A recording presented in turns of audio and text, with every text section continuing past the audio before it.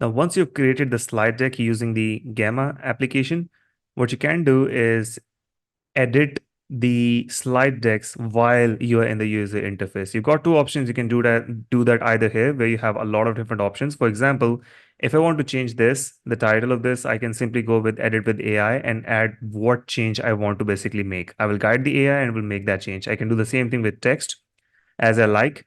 You can do that right from here as well to make it more engaging, expand the text, condense the text, for example, and it will go ahead and make that change for you.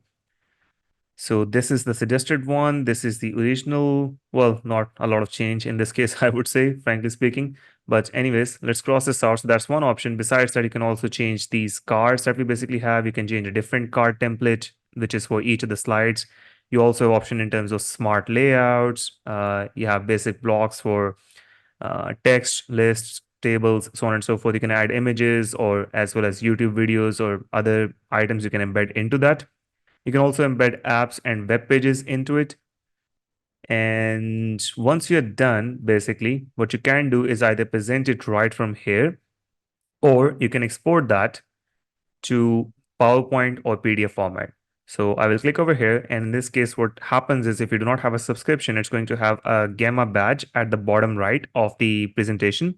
But you can actually easily remove that in the Microsoft PowerPoint. So that is all for this one. I hope you enjoyed it. Thank you for watching.